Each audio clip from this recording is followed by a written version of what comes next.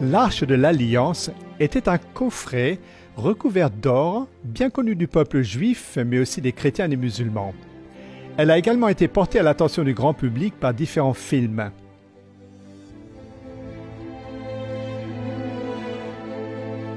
Mais quelle était-elle exactement, cette Arche de l'Alliance? Les textes les plus anciens qui en parlent se trouvent dans la Torah, appelée des Juifs Tanakh, et Ancien Testament par les chrétiens. Ces textes nous parlent du Dieu suprême, celui qui revendique être le créateur de la planète Terre, celui qui écrivit les 10 commandements sur 2 tables de pierre. Ces tables qui furent placées dans un coffret recouvert d'or, lequel fut refermé par un couvercle surplombé de 2 chérubins, un à chaque côté du couvercle. L'arche avait 2 fonctions. Tout d'abord, c'est au-dessus d'elle que le créateur de l'univers se manifestait. Cette arche qui contenait la loi divine, le Créateur s'en servait de trône. Deuxièmement, l'arche fut placée dans le sanctuaire terrestre avec d'autres objets sacrés.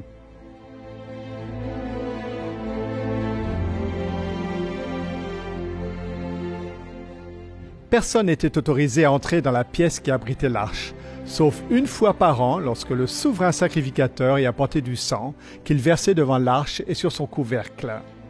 Cela symbolisait comment les transgressions du peuple commises contre la loi étaient traduites en justice alors que le sang versé devant le trône servait de substitut aux coupables.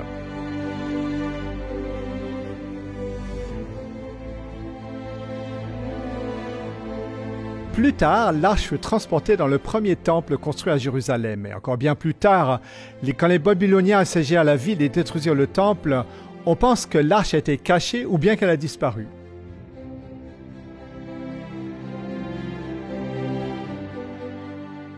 Depuis ce temps-là, de nombreux professeurs, théologiens, historiens et archéologues se sont penchés sur la question « Qu'est-il advenu de l'arche ? Ou a-t-elle vraiment existé ? S'agit-il de faits réels ou d'un mythe ?»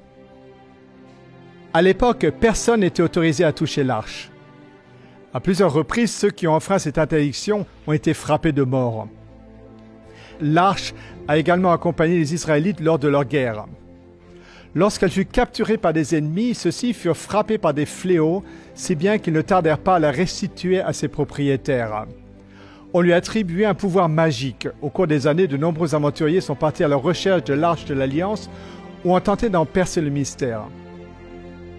Beaucoup en ont fait des répliques et plusieurs l'ont prétendu l'avoir découverte. Mais jusqu'à présent, personne n'a apporté de preuves tangibles qui puissent être vérifiées. Mais l'une d'entre elles démarque toutes les autres d'une manière particulière et vous couper le souffle.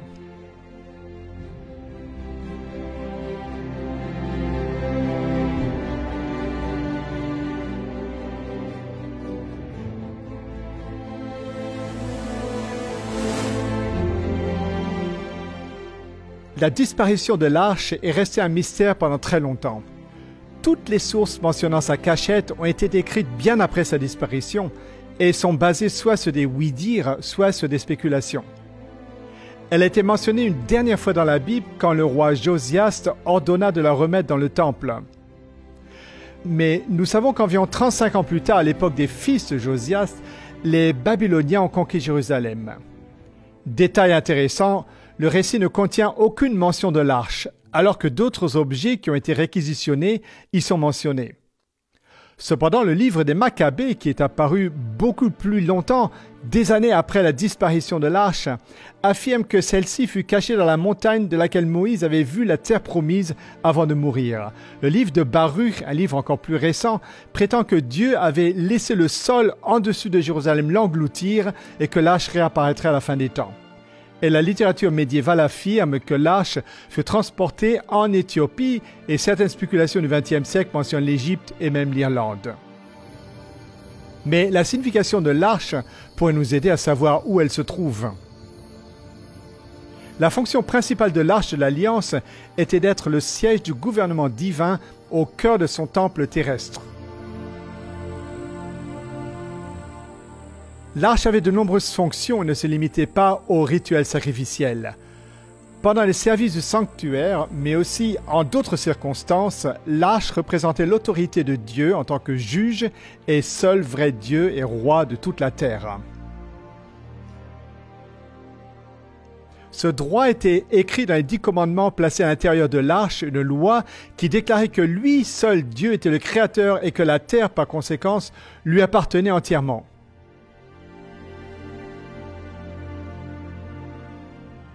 Le Dieu de la Bible a dit que l'arche appartient à l'Éternel, le Seigneur de toute la terre. Le Dieu de la Bible est le Seigneur de l'univers et toute la terre est à lui. Il est le Maître absolu, très haut et redoutable. Il règne sur la terre.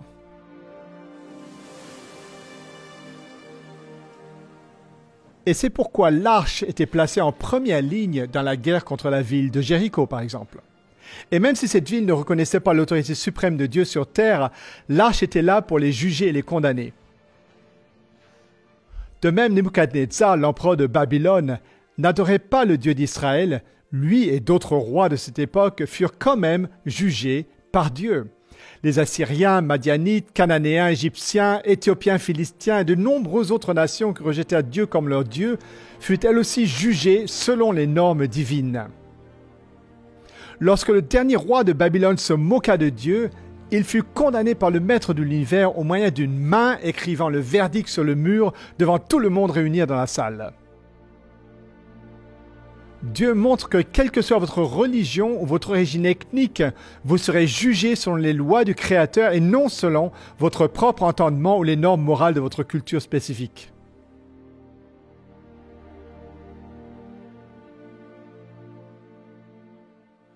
Une des fonctions de l'arche était d'aller au-devant du peuple de Dieu dans le désert et de le conduire à bon port. Elle est aussi mentionnée lorsqu'il fallut résoudre un conflit d'autorité sur la personne choisie par Dieu.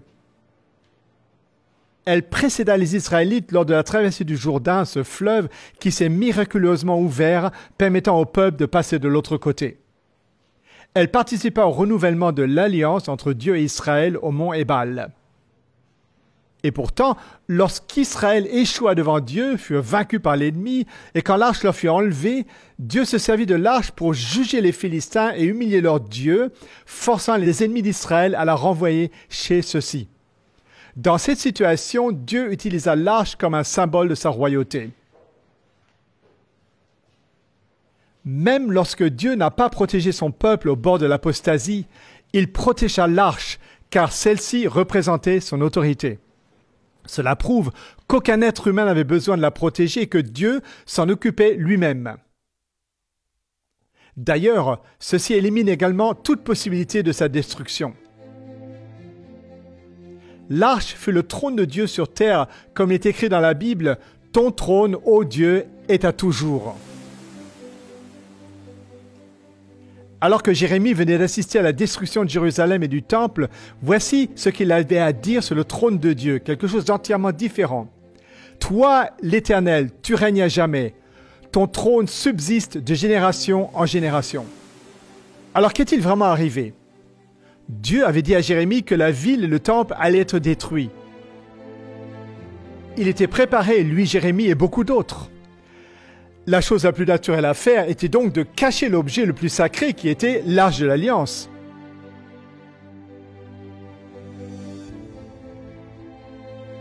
Une parole prophétique sur la fin des temps contenue dans la Bible pourrait peut-être nous donner un indice sur l'endroit où l'arche referait surface.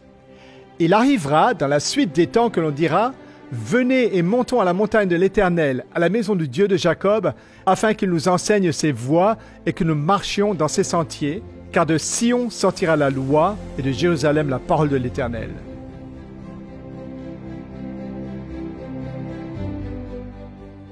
L'archéologie fit ses débuts au XIXe siècle lorsque différents chercheurs partirent au Moyen-Orient à la recherche d'anciens vestiges.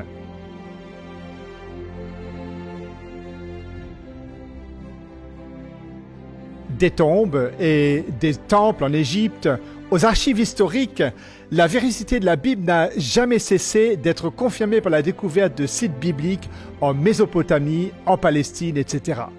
La Bible mentionne de nombreuses villes et des nations anciennes, des documents anciens écrits par ces nations ne cessent de confirmer l'écriture. Jusqu'alors, même l'existence de Babylone avait été considérée comme une légende par beaucoup de gens, jusqu'au jour où on en trouva les vestiges. Quant à Jérusalem, elle fut constamment habitée depuis l'époque où l'âge disparut. De nombreuses générations y ont construit des bâtiments, souvent sur les restes des anciens, et ainsi la vieille ville devient une superposition de couches historiques.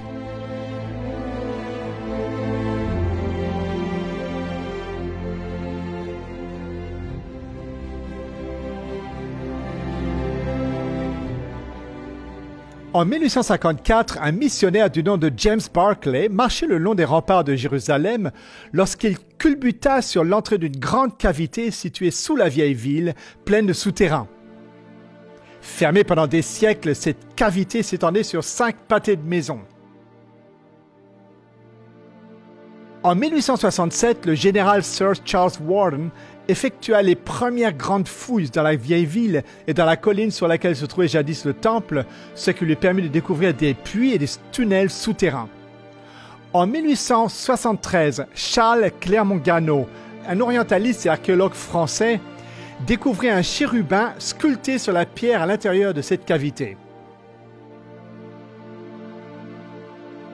Les chérubins étaient couramment utilisés dans l'Antiquité pour garder l'entrée d'une ville ou d'un lieu sacré. Ce chérubin avait des caractéristiques similaires à ceux qui étaient populaires à l'époque de la disparition de l'Arche. En 1882, le général Gordon, un officier très respecté, voyageait au Moyen-Orient et en se promenant à Jérusalem, il obtint la conviction que le lieu appelé traditionnellement Golgotha ne pouvait pas être le bon endroit. La partie nord du mont du Temple qui avait été déblayée semblait beaucoup mieux correspondre à la description biblique et à l'ancien tracé de la ville. Le général y entreprit des fouilles, mais il dut les interrompre pour pas régler un conflit au Soudan où il mourut sans jamais avoir pu finir son travail. Cependant, il avait pris le temps d'écrire une lettre à un ami. Celle-ci contenait une déclaration bouleversante parlant de quelque chose d'inexplicable. La colline du nord de la ville que Gordon a identifiée comme étant le lieu du crâne était également l'emplacement de la grotte de Jérémie. C'est là que Jérémie avait écrit le livre des Lamentations, le livre où le prophète avait dit « Ton trône subsiste de génération en génération ». Gordon écrivit dans sa lettre « C'est là que se trouve l'Arche de l'Alliance ». Il mentionna que d'autres accessoires du temple pouvaient également s'y trouver. Une déclaration plutôt bizarre vu qu'il ne put jamais terminer ses fouilles. Comment donc pouvait-il le savoir ? L'endroit fut abandonné après avoir été recouvert et les lettres du général Gordon sont restées cachées quelque part dans un endroit sûr.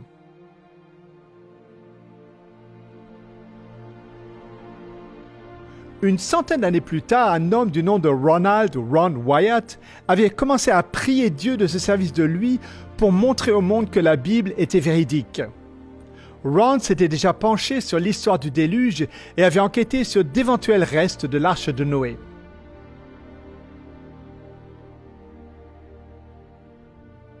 Il avait également étudié la route de l'exode d'Égypte en Canaan et avait cherché l'endroit où ils avaient pu traverser la mer.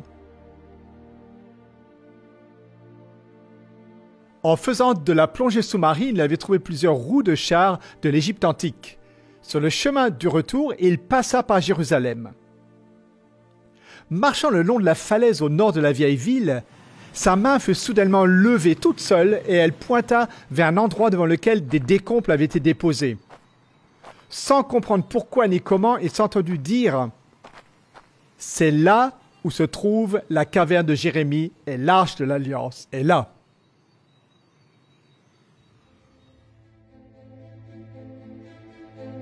Ron fut bouleversé par ce qu'il venait de lui arriver, car il n'avait jamais vécu une telle expérience auparavant.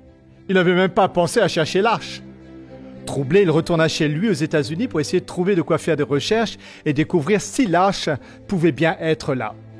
Il étudia les murailles du siège babylonien, là où à l'époque l'arche avait été vue pour la dernière fois. Il essaya de déterminer quand elle avait dû être enlevée et aussi les contraintes de temps et d'espace pour la cacher. Il comprit qu'il est tout à fait possible que l'arche puisse avoir été caché quelque part dans ces dédales souterrains.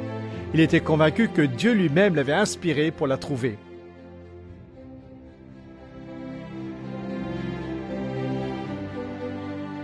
Ron et ses deux fils commencèrent donc à creuser à l'endroit que sa mère avait indiqué.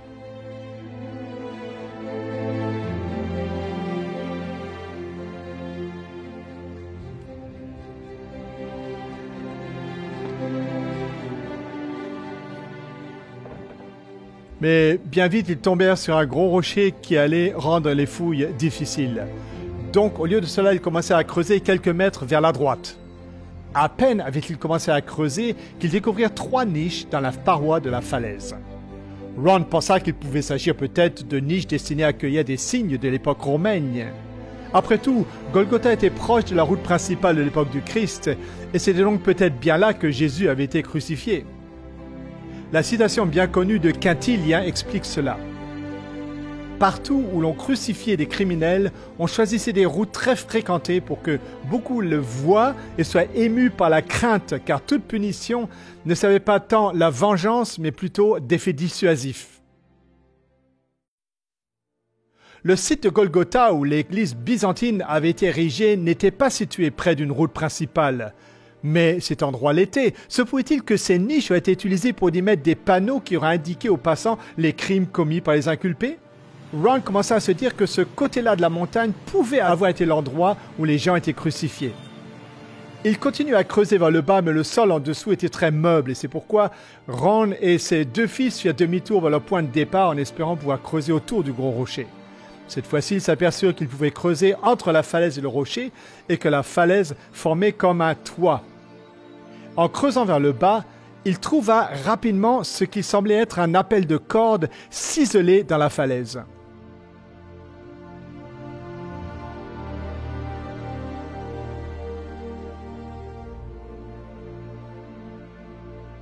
Il était sur le point de découvrir à quoi il aurait pu servir. À 11 mètres et demi sous la terre, les trois se retrouvèrent dans ce qui semblait être une citerne.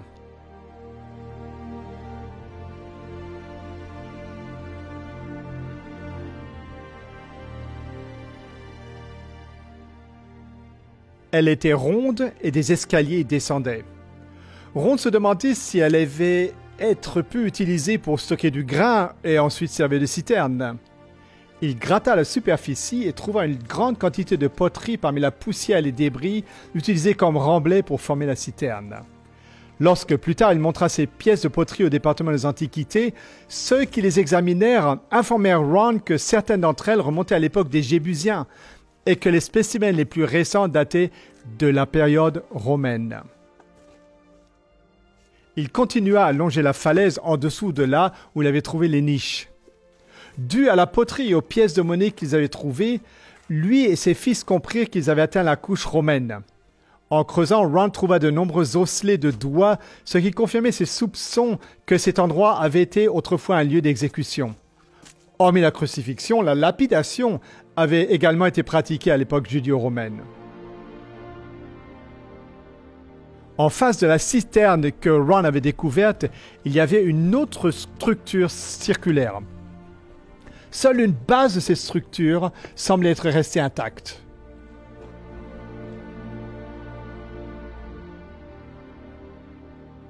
Alors qu'il examinait les lieux, Ron remarqua une partie de la caverne avec un mur et une pierre se dressant horizontalement à l'extérieur du mur en face de la falaise.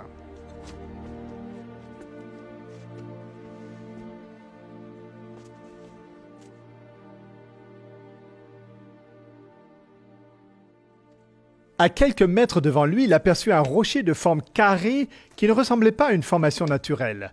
Il le souleva avec précaution et trouva en dessous une ouverture dans le socle du rocher. Est-ce que cela pouvait être un souterrain transversal?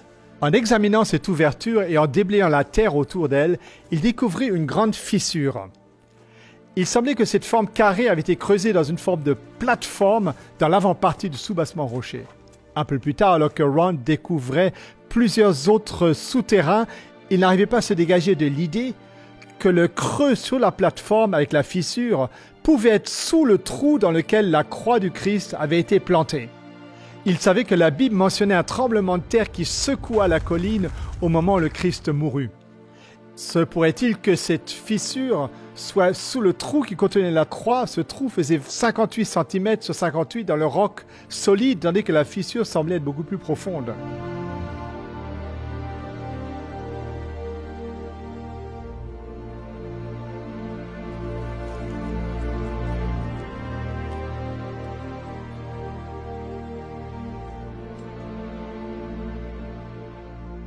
Il n'est pas exclu que de nombreux chrétiens qui savaient où le Christ avait été crucifié voulaient faire de ce site un lieu de pèlerinage. Le lieu que l'Église catholique et les Églises orthodoxes considèrent comme étant Golgotha a été construit sur ordre de l'empereur Constantin vers 325-326 sur les restes d'un ancien temple païen, donc bien longtemps après la crucifixion du Christ. Or, les vestiges que Ron découvrit remontaient à l'époque romaine et pouvaient bien dater de l'époque juste après la crucifixion. En 70 après Jésus-Christ, les Juifs furent soit massacrés, soit envoyés en exil et Jérusalem fut transformée en une base militaire romaine. Cela signifiait que le site n'était plus utilisé pour des crucifixions. Ron trouva dans la structure du bâtiment des pièces de monnaie datant de 135 après Jésus-Christ et d'avant, mais aucune d'après.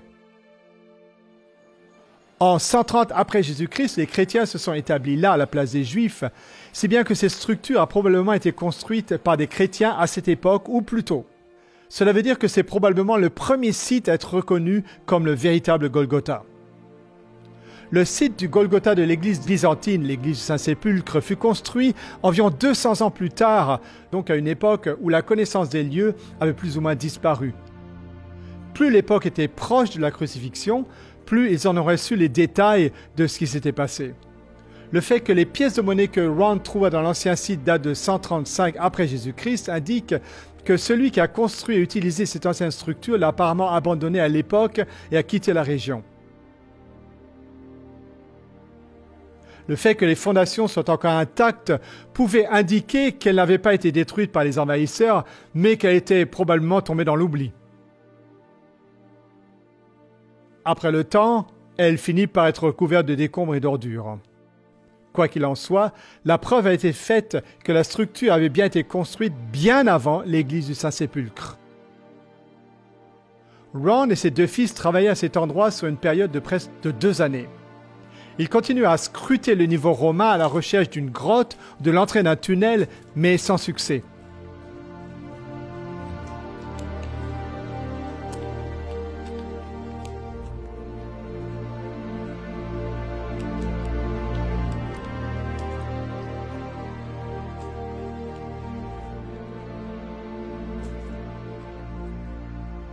Ron avait l'impression qu'il lui faudrait percer une fissure dans la paroi de la falaise.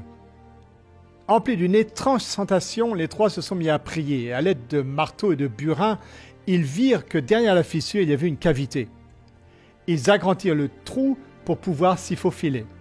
La cavité faisait 4,50 m de hauteur et de large. Ron était électrifié à l'idée que l'arche pourrait se trouver juste là à l'intérieur. Mais la cave était vide et conduisait à une quantité innombrable de puits et de souterrains à l'intérieur de la montagne.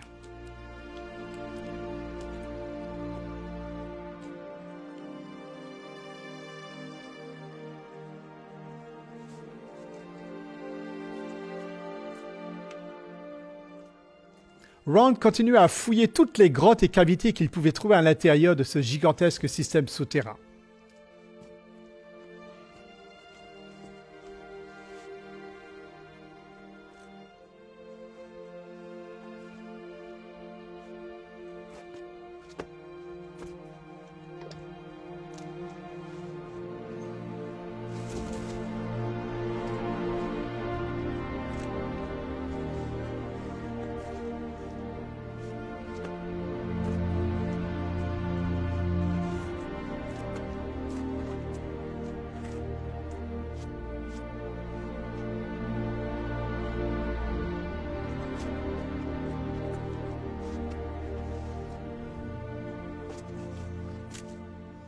Pendant 2 années, les trois firent l'aller-retour entre les États-Unis et Jérusalem pour récolter les fonds nécessaires à la continuation.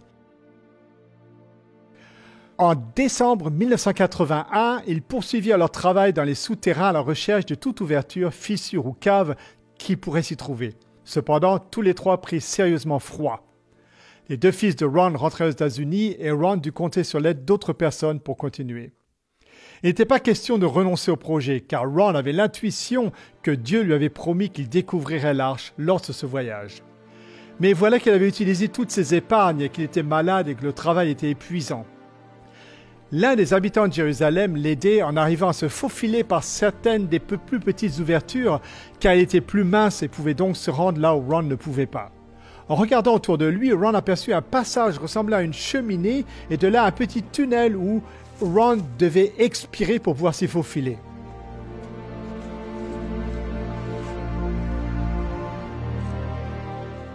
C'est alors qu'il remarqua une stalactite d'environ 4 mètres de long au pied de la falaise.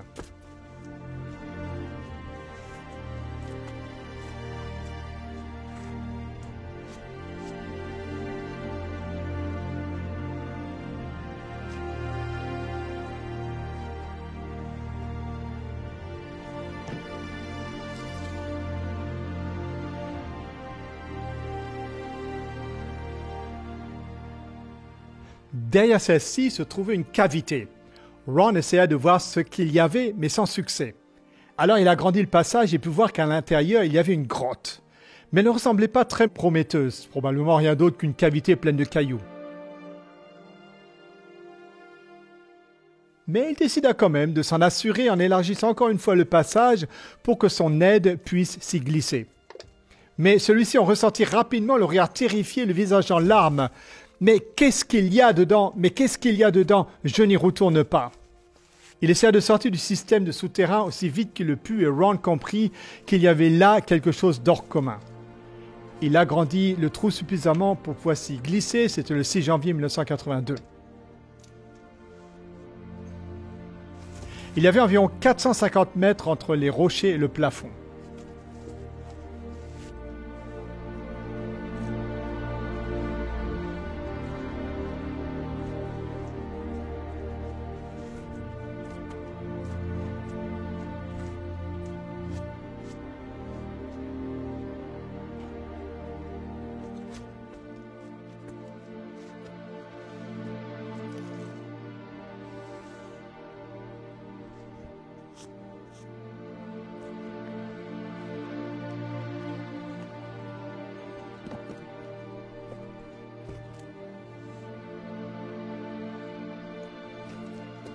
Ron se mit à scruter les rochers à la lumière de sa torche pour voir ce qui s'y trouvait en dessous. Effectivement, il vit des morceaux de bois secs en putréfaction et en dessous des peaux d'animaux séchés qui tombaient en poussière lorsqu'il les toucha. Il vit alors quelque chose qui reflétait la lumière, quelque chose de brillant et de doré. Tout d'abord, il se dit que cela pouvait être l'Arche de l'Alliance, mais en enlevant la peau des animaux, il vit une table en or avec une moulure en relief sur le côté qui consistait en un motif alternatif de cloches et de grenades. Ron était convaincu que cela provenait du premier temple ou du mobilier du tabernacle, qu'il pouvait même s'agir de la table originale des pains de proposition. Il commença alors à examiner la chambre de plus près, regardant partout autour de lui. À la lumière de sa lampe, il aperçut une fissure dans le plafond. En grimpant près des rochers à l'arrière de la cavité, il vit juste en dessous de la fissure un caisson fait de pierre. En guise de couvercle, il y avait une pierre plate qui était fissurée en deux et un morceau plus petit déplacé sur le côté, créant une ouverture dans le boîtier en pierre. Mais le sommet était trop proche du plafond pour qu'il puisse regarder à l'intérieur. Ron remarqua une substance noire dans la fissure au-dessus de lui et un peu plus de ces substances noires sur le bord du couvercle de la boîte. La fissure dans le plafond se trouvait directement en dessus de la partie fissurée du couvercle et donc une partie de la substance noire avait dû peut-être dégouliner dans la boîte. Et c'est à ce moment-là, comme se rappelle Ron, qu'il s'est évanoui alors qu'il se rendait compte de ce qu'il était en train de vivre.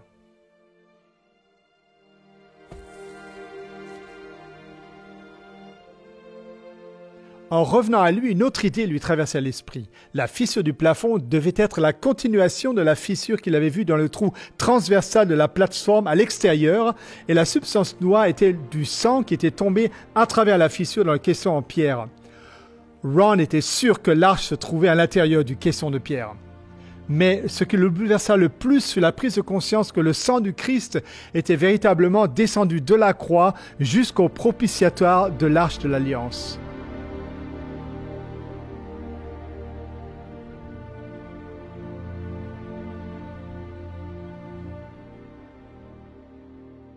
Ron perdit conscience et resta évanoui pendant un laps de temps. Plus tard, il revint dans la cave et réussit à confirmer que c'était bien l'arche de l'Alliance.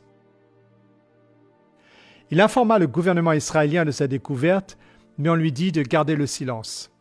Mais Ron ne put garder le silence pendant longtemps.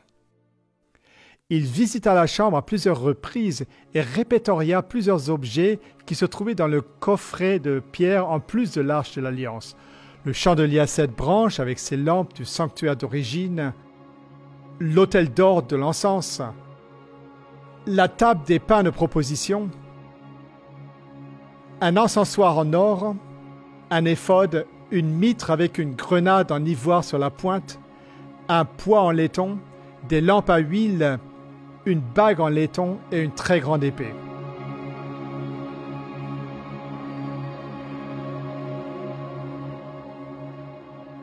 À l'arrière de l'arche se trouvait un petit compartiment ouvert contenant le livre de la loi, vraisemblablement celui que Moïse lui-même avait écrit. À sa connaissance, le livre de la Genèse n'y était pas. Ron fut étonné de constater que ces parchemins écrits sur des peaux d'animaux étaient encore en parfait état. Il en conclut que l'arche avait dû être amenée dans cette chambre d'une manière ou d'une autre. Elle ne pouvait pas y avoir été transportée par le même chemin que lui avait pris, vu qu'il avait dû se frayer un chemin en taillant le rocher. En enlevant certaines des pierres, il trouva une entrée beaucoup plus grande allant vers le sud dans la direction de la grotte de Sédécias, de l'autre côté de la route où les chérubins avaient été trouvés. Ce tunnel était cependant bloqué par des éboulis et Ron n'avait aucun moyen de les extraire du tunnel par lequel il était entré. Ron trouva un laboratoire en Israël prêt à analyser les restes de sang qu'il avait récoltés dans la fissure et sur le propitiatoire de l'arche, et le résultat le bouleversa au-delà de tout. Tout d'abord, pour cette analyse, j'ai voulu amener le sang dans un laboratoire en Israël. J'ai demandé à l'un de ceux avec qui je travaillais dans le département des Antiquités où se trouvait un bon laboratoire pour faire un travail fiable. Et ils m'ont dit, va à tel et tel laboratoire. J'y suis allé et j'ai dit, s'il vous plaît, examinez ce sang et dites-moi ce que vous pouvez m'en dire. Ils ont dit, bon, on va le reconstituer. Nous allons le mettre dans une solution saline et le maintenir à la température du corps pendant 72 heures en remuant doucement. C'est leur métier, bon, ils s'y connaissent. Moi, j'ai dit, je veux être là quand vous faites l'analyse. Ils ont dit, d'accord. Donc, je suis revenu avec le sang, ils ont commencé les analyses, ils m'ont dit, ce qu'on peut dire, c'est qu'il s'agit de sang humain. Ils ont fait tous les tests possibles, et puis je leur ai dit, prenez une partie des globules blancs et mettez-les dans un milieu de croissance et gardez-les à la température du corps humain pendant 48 heures. Ils ont dit que cela ne servirait à rien car la personne était morte. Je leur ai dit de faire ça pour moi. Et ils ont dit d'accord, nous allons le faire. Bref, j'ai insisté à être là pendant l'examen. J'y étais quand ils ont sorti le sang pour l'examiner au microscope. Et c'est alors qu'un technicien en a appelé un autre, puis il a appelé le patron. Ils discutèrent en hébreu pendant un moment, m'ont regardé et m'ont dit « Monsieur Wyatt, ce sang humain ne contient que 24 chromosomes. Le sang normal en a 46, c'est-à-dire 23 de la mère et 23 du père. 22 autosomes de la mère et 22 autosomes du père. Vous obtenez un X de votre mère et de votre père, vous obtenez soit un X, soit un Y. Mais ce sang n'a que 23 chromosomes du côté maternel et un seul chromosome Y. Vous savez, aucun enfant n'a jamais pu se développer avec seulement les chromosomes de sa mère. Or, ici, toutes ces caractéristiques physiques ont été déterminées par les autosomes du côté de la famille de sa mère. Sa masculinité est déterminée par ce Y qui provenait d'une source, mais pas d'un mâle humain. Ensuite, ils ont dit, et en plus, ce sang est vivant. Alors ils ont dit, il est de qui ce sang?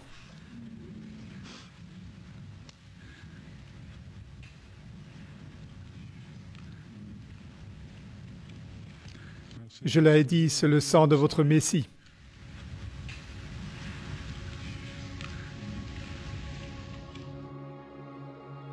Lorsque les gouttes de sang tombèrent sur le propitiatoire, la preuve a été faite que c'était pour le péché contre cette même loi que le Christ était mort.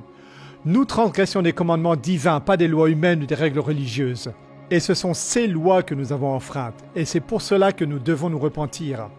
Et voilà que Dieu a vraiment envoyé son Fils pour mourir à notre place. Ron voulait montrer tout cela au monde entier tout de suite, mais Dieu l'en empêcha.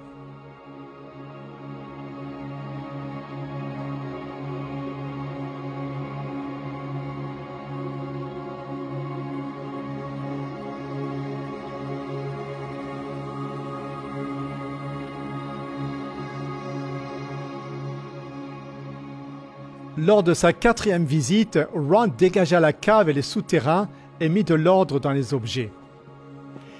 Immédiatement, il ressentit la présence d'anges dans la pièce et en vit effectivement 4, 2 de chaque côté de l'arche. Ils lui dirent qu'ils étaient chargés de protéger l'arche. Puis ils dirent à Ron de mettre son appareil de photo sur un trépied et de filmer.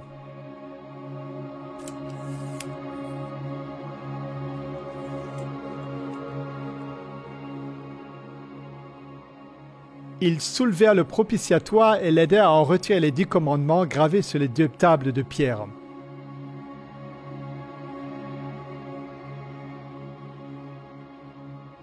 Ron les prit alors dans ses mains pour en faire des photos. Ensuite, les anges indiquèrent à Ron le moment où Dieu avait prévu de montrer tout cela au monde. Au moment désigné par Dieu, lorsque les lois nationales du dimanche entreraient en vigueur, peu de temps après cela, l'arche devrait être montrée au monde. Ron comprit tout de suite ce que l'ange voulait dire qu'il avait étudié le sujet au préalable. L'ange parlait de l'application de la marque de la bête mentionnée dans Apocalypse 13 et 14 comme étant la dernière tromperie et la dernière épreuve à venir sur le monde avant la seconde venue du Christ. La loi et le sang du Christ sont la preuve qu'il existe une version des 10 commandements fabriquée par l'homme et qui sera imposée aux habitants du monde entier. Cette découverte servira de témoignage contre la conception erronée du salut telle qu'elle est prêchée par de nombreux dirigeants religieux.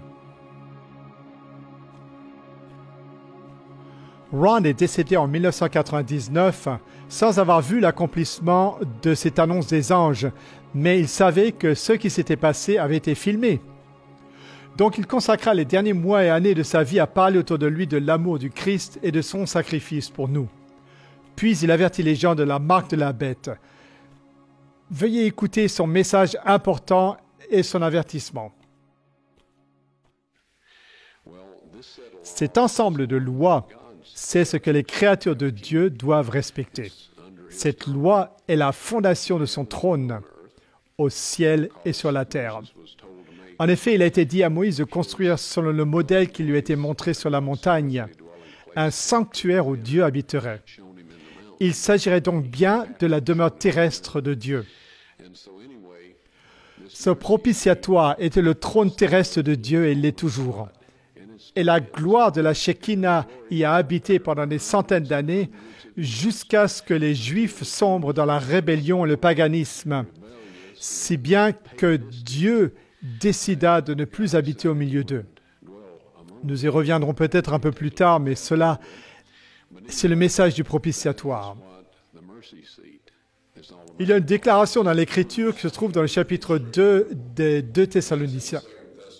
Elle parle de l'homme du péché qui s'élèvera au-dessus de tout ce qu'on appelle Dieu ou de ce qu'on adore jusqu'à s'asseoir dans le temple de Dieu se proclamant lui-même Dieu. Ceci dit au passage, cela signifierait que si quelqu'un peut s'asseoir dans le temple de Dieu, il faudrait qu'il en construise un, mais à l'heure actuelle, il n'y en a pas. À l'heure actuelle, il y a sur la planète Terre un homme qui, lui et ses prédécesseurs, ont changé la loi de Dieu.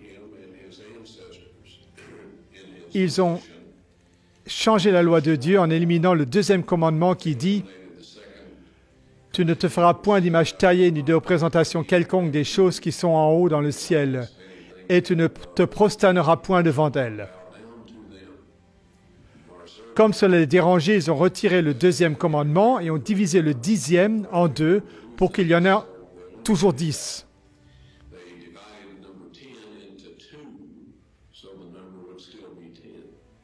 Oui, les tables de pierre ont été trouvées dans l'Arche de l'Alliance. Je les ai personnellement soulevées avec l'aide de 4 anges qui ont soulevé le propitiatoire qui, selon mon estimation, devait peser environ 450 kilos d'or pur. Et l'un de ces anges m'a dit de sortir les tables de pierre. Il a dit que Dieu voulait que le monde entier les voie. Je les ai donc sortis, j'ai reculé, je suis resté là, figé sur place. Eh bien, je ne peux pas décrire l'état physique ou psychique dans lequel je me trouvais. Si je n'avais pas de preuves physiques, je penserais que j'ai fait un rêve ou quelque chose comme ça. Mais il y a du matériel disponible qui prouve tout cela. Il ne faut pas le dire, mais ce matériel, il est sur une bordure en pierre dans la même cave. C'est là que l'ange l'a mis après que je lui ai remis. Moi, je ne savais pas quoi faire. On m'a dit qu'il devait, ce matériel, être présenté avec les preuves du sang lorsque la marque de la bête serait appliquée. Bon,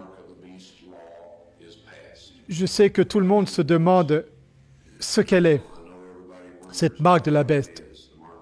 Vous et moi, nous avons tous entendu des rumeurs, des histoires et tout cela. Je vais vous dire les choses purement et simplement. Gardez les 10 commandements que Dieu a écrits sur ces tables de pierre et dont il est parlé dans le psaume 89, verset 34. Voilà ce qui est dit, psaume 89, 34. Il y est dit « Je ne violerai pas mon alliance et je ne changerai pas ce qui est sorti de mes lèvres. » Dieu a promulgué le décalogue depuis le sommet de la montagne. Et il est dit dans le psaume que rien ne changera. Si vous observez cette loi, vous recevrez le sceau de Dieu. Bientôt, il y aura un ensemble de lois faites par des hommes avec les meilleures intentions possibles et approuvées par une armée de gens célèbres et apparemment emplis de bonnes intentions.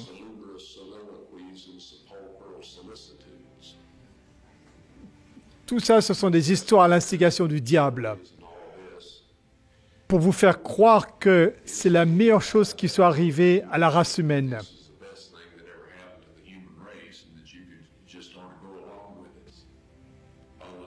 Ces lois humaines vous obligeront à enfreindre les 10 commandements de Dieu. Le Christ a dit des pharisiens, c'est en vain qu'ils m'honorent en enseignant des préceptes qui sont des commandements d'hommes. Si vous gardez ces lois humaines et que vous enfreignez le décalogue divin, vous recevrez la marque de la bête. Pour l'instant, personne n'a la marque de la bête. Vous ne pouvez l'obtenir qu'après que ces lois soient entrées en vigueur. Est-ce que c'est clair? Quand un paquet de lois fabriquées par des êtres humains seront adoptées et appliquées, des lois qui vous obligeront à enfreindre les 10 commandements de Dieu, la punition pour ne pas respecter ces lois est que vous ne pourrez ni acheter ni vendre. C'est ça la marque de la bête. Mes amis, nous voulons vous dire, ou bien vous gardez la loi divine et vous recevez le sceau de Dieu, ou bien vous gardez les lois que l'homme a faites et qui vous obligent à enfreindre la loi de Dieu, et vous recevrez la marque de la bête. Cela peut paraître un peu simpliste. Je sais qu'il y a des gens qui parlent de toutes sortes d'histoires, disant par exemple qu'il s'agit d'une puce informatique. Mais il s'agit de respecter les lois de l'homme au lieu des lois de Dieu. C'est ça, la marque de la bête. Comme le Christ l'a dit à ses disciples en parlant des dirigeants juifs de son époque, C'est en vain qu'ils m'adorent en enseignant les doctrines et les commandements des hommes.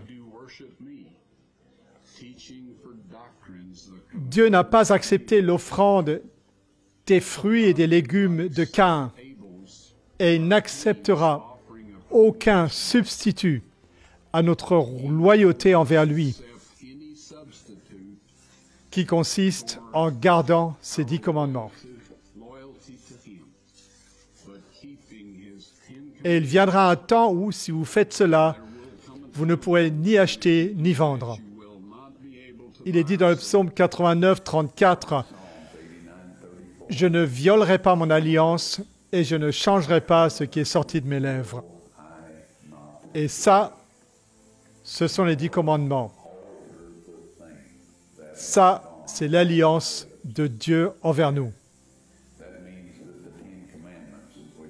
Dieu ne changera jamais ce qu'il a prononcé du haut de la montagne, ce qui nous a été préservé dans Exode au chapitre 20.